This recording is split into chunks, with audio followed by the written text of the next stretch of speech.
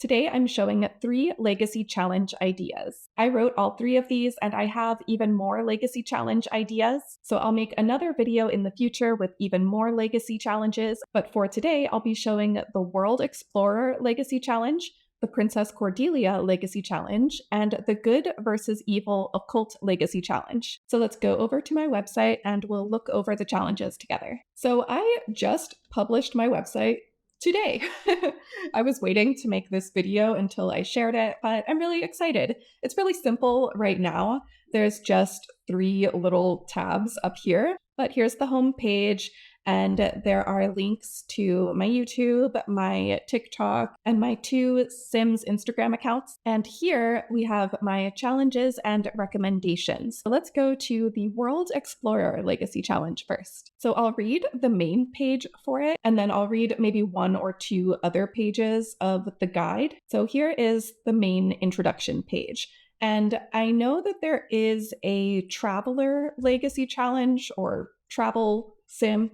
I forget what it's called, but I haven't looked at it because I didn't want to see if there were any similarities and maybe feel discouraged to make my own traveling sort of legacy challenge because I've had this idea for a long time. I just never got around to making it until now. So I don't know if there are similarities to the other legacy challenge based around traveling or not. I'm sure that even if there are some similarities, they're probably very different also. So let's take a look at mine, the World Explorer Legacy Challenge, where you travel through the Sims 4 worlds with your sim going on a grand adventure.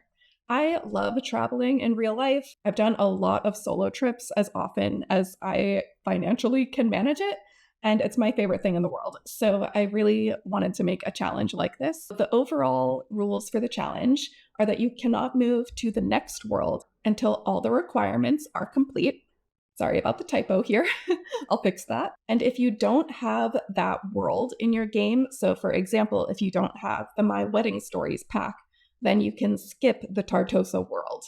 So any world you don't have, you just skip it. And this challenge can be any number of generations because it depends on how long each world takes you. Maybe 2 of the worlds take you 1 sim, or maybe you can get through 4 or 5 of the worlds with just 1 sim. So for this challenge, you have as many errors as you need to complete all of the worlds. And depending on how many packs you have, you could have more or less generations also. So the number of generations really depends on you. A rule for all of the worlds, except for vacation worlds, is that you must make 3 good friends in each of the worlds.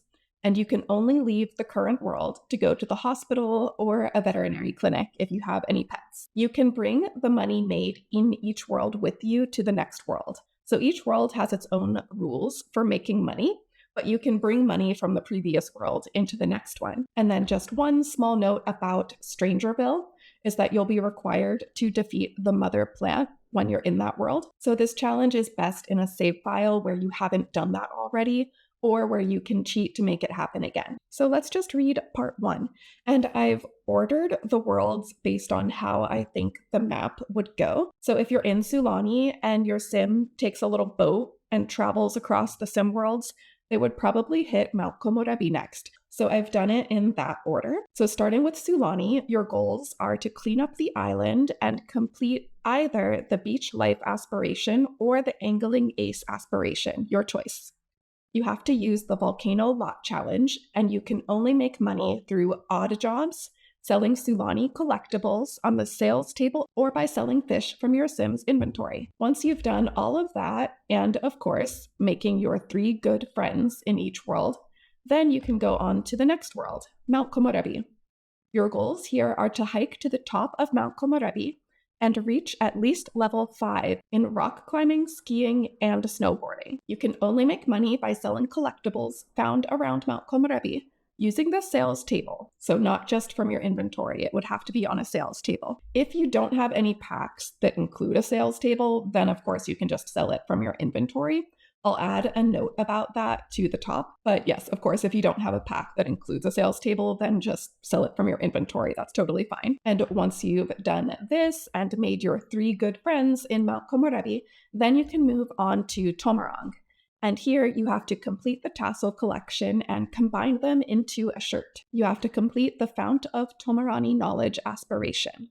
and you can only make money through the part-time handy person job or by selling collectibles. I wouldn't sell the tassels though, because you do need those to make the shirt. But if you have like 2 or 3 of the same tassel, then of course you could sell the extra ones. So that's just a look at the first page. After that, we go to the sort of European inspired worlds. And the goal is to just really explore what each world has to offer and to feel like your sim is a little traveler, just going around and doing stuff. So I hope you like this challenge. I'm really excited to try it one day.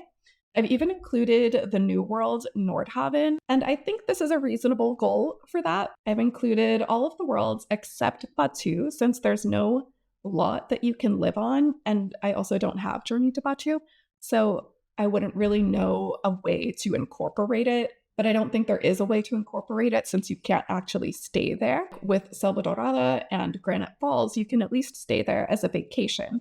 But Batu, you can't actually stay there, so I didn't include that one. But everything else is included, even Magnolia Promenade is here. So that is the World Explorer Legacy Challenge. Let's look at the Princess Cordelia Legacy Challenge next. I'm really excited for this one. It's based on all of the Princess Cordelia lore that I could possibly find. So let's look at the main page, Princess Cordelia Legacy Challenge, where each generation explores a different part of Princess Cordelia's life. The main rules are that each heir must have a name that begins with C and have purple eyes, which Cordelia has. And you have to use the volcanic activity lot trait on all lots that you live on to simulate the sloth invasion, the kraken attack, and the shipwreck that are in Princess Cordelia's lore. Since we don't have these actual events in the game, I feel like the volcanic activity lot trait will be the best lot trait to kind of make it feel like your sim is being attacked. And so the required packs are Get Together, Island Living, Cottage Living, Discover University, and My Wedding Stories. Each generation follows a different part of Cordelia's life. So you're not playing one sim going through the entirety of Cordelia's life, but each era that Cordelia goes through gets its own generation. So generation 1 is the giant sloth generation. This follows Cordelia's palace life as she grows up, performing with her jazz band before the sloth invasion begins. And then you have required traits, aspirations, skills, an optional career, because to me personally, it's more fun to make money with my sim, like performing piano and comedy routines around the world than just sending them off in a rabbit hole career. That's more fun for me, but I know a lot of people prefer the rabbit hole careers. So you have an optional career in each generation. And then there are guides for the relationships, and each relationship is based on one of Princess Cordelia's pirate lovers. And then there are also a few more requirements for each generation, like purchasing the Cordelia Royal Bust, starting a club with other musicians to pretend like you're in a jazz band. And then in Generation 2, this is based on Cordelia's life in the submarine that she used to escape the sloths, and it's based on her adventures in Henford-on-Bagley. Before we go there, I just want to say why I chose Windenburg as the first place that Cordelia lives in for Generation 1. She's described as living in a Mediterranean-style world, which would make you think Tartosa, right? But in the Tartosa My Wedding Stories lore, one of the Sims, either Camille Soto or Arnessa Thebe, specifically say that Cordelia was not from there and that her hometown was kind of close by, but across a sea. With both of these worlds, Tartosa and Windenburg, being inspired by different European countries and being close to the water, it makes sense to assume that they're close to each other. And then one more reason I chose Windenburg is because when you look at the Sims 2 lore, there's a character named Cordelia Cap, and she's also a princess. And whether she's actually connected to this Cordelia or not is debatable. There are some connections. In the Sims 4 My Wedding Stories Message in a Bottle collection, there are messages saying something about my Uncle Etienne, and that was the name of one of the characters in the Cap family. So there is some kind of connection, but it's a little bit unclear. But that world, Veronaville, has Tudor-inspired homes, and Windenburg also has Tudor-inspired homes. And Veronaville is described as having 2 areas, one more modern and one having the Tudor-style homes and being a bit older. And it's described as having canals. So that seems to fit with Windenburg pretty well. So that's why I decided Windenburg is her hometown in The Sims 4. But going back to Generation 2, We have Cordelia's life in Henford-on-Bagley, and it's based on the time she spent there and also based on her life on the submarine. So you have these requirements, and you live in the Cordelia's cottage lot in Henford-on-Bagley. You have to buy all of the Ode to Jazz paintings in the Build Buy catalog in the base game, because Cordelia painted these while she was on the submarine. But your submarine adventures are dangerous because the Kraken keeps attacking you, so you need to recover for a while. The place you recover is in Brightchester, where you are well known for your contributions to architecture. Everyone wants to socialize with you, so you have the party animal aspiration, but you're also a writer. You're a bookworm, you write lots of books, and you are switching from the submarine to a new ship, the Epsilon. In the lore, it's unclear when Cordelia actually switches from submarine to a ship, but it happens at some point, so I just put it here. It makes sense for the rest of the legacy. So there are more requirements here, and the romance in this generation is based on Cordelia's pirate boyfriend, Chaz McFreeling. And of course, you don't have to make a pirate sim for your sim to date. They don't have to be a man, but they do need one of these traits. They need neat, self-assured, or self-absorbed. Those are the traits that Chaz McFreeling has, and you can see this in the EA Maxis gallery uploads. So then we are going on to the 4th generation, which is in Sulani. And there is a shipwreck at some point in the Cordelia lore. So you're in Sulani while she's repairing her ship, and you spend your days exploring the ocean. You need to own the diving equipment and take 10 underwater photos and clean up the island. And then for the next generation, you go to Tartosa, your ship has been repaired, and you're off on a new adventure. This one, Cordelia's Grief. Your beloved pirate, Rodrigo de Pablo, is gone, but you discover your truest self in the romantic landscape of Tartosa. So here you have these requirements, and you have 2 romances. One of them is based on Rodrigo, but in Cordelia lore, he dies. In my challenge, you don't have to kill him off. You can just break up with him or something. And then the other one is based on Lady Matilda Tartosa. And it's a little bit unclear whether they were just close friends or whether they were actually together. It's giving a little bit of they were roommates vibes. So I think there might have been something, even if they didn't fully pursue anything. There's also some hint in the lore that maybe Rodrigo had something going on with Matilda, but Matilda and Cordelia were also very close. So I'm going to say there's 2 romances in this generation. And then there's some more requirements here, and then we go on to the final generation, Generation 6, Cordelia's Legacy. In Cordelia lore, the princess left Tartosa sometime after Rodrigo de Pablo died, and it's possible she was pregnant. There is a lot of lore about Princess Cordelia in My Wedding Stories. If you get high enough friendship with both Camille Soto and Arnessa Thebe, then you learn a lot more about Cordelia through the grapevine. You learn about her romances there, about Rodrigo de Pablo's death, and you also get the hint that she was pregnant by Rodrigo de Pablo before he died. And you also find out that a sim named Rodrigo Thebe, which is, in my opinion, very obviously Cordelia's child, named after her late pirate boyfriend, has returned to Tartosa and claims that Princess Cordelia was his mother. So there is a lot of lore in My Wedding Stories, and it's also somewhat visible in the life and death tarot cards. There are tarot cards of a sim or person, whatever, who looks like Cordelia sitting on a rock. She's pregnant, and behind her you can see a pirate ship in the ocean. And then there are a few other tarot cards that kind of look like maybe Cordelia and Rodrigo together. And there's another tarot card with a pirate sitting on like a throne.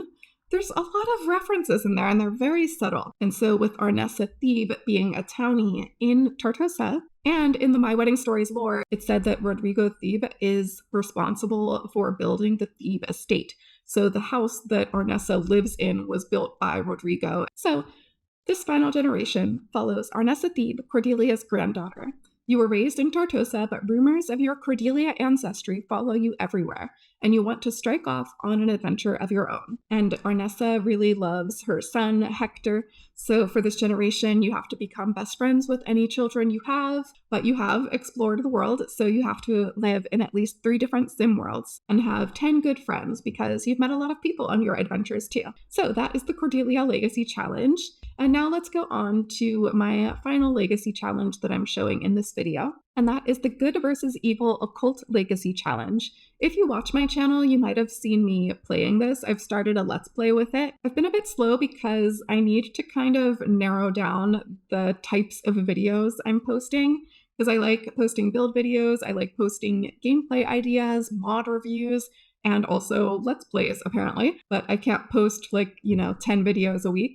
So I need to kind of narrow things down a bit and hopefully post this more consistently. But I do have about five episodes up now, and it's really fun. So let's take a look.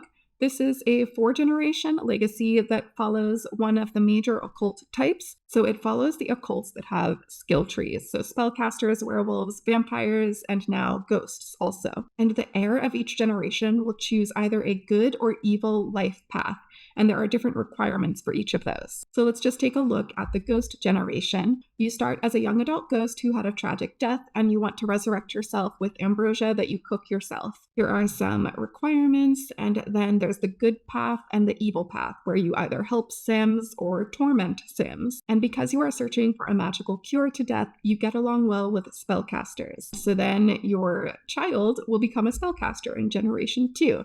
And there's kind of a story that follows it. The spellcaster is obsessed with escaping death, so then they really like vampires, but their child is tired of the vampire and immortality obsession. So the child decides to go completely the opposite of vampires and become their enemy. So then Generation 3 is a werewolf, and because their parent is obsessed with immortality and really likes vampires, you run away from home as a teenager, you live in Moonwood Mill, and you become a werewolf. And you hate vampires, but your child will be fascinated by them. So then your child becomes a vampire. And then once you complete the challenge, you can start over and switch. So if you were doing, for example, the good life path with a vampire sim, then the next time you play through, you can do the evil life path of vampires. So it is 4 generations, but you could make it into an 8-generation challenge. And if they ever improve mermaids and aliens in the game, then I'll add those occults to this legacy challenge also. But for now, it's just these 4. So that's it for my video of legacy challenge ideas. I hope you enjoyed it. Please let me know what you think, or if you're interested in trying any of these yourself. So I'll put the link to my website again so you can go check out the legacy challenge requirements if you want to try them. I'll put it in the description also. But that's it for today. So thank you so much for watching. If you haven't already, please make sure to subscribe so you can see when I post more videos. I hope you have a wonderful day, and I'll see you in the next video. Bye!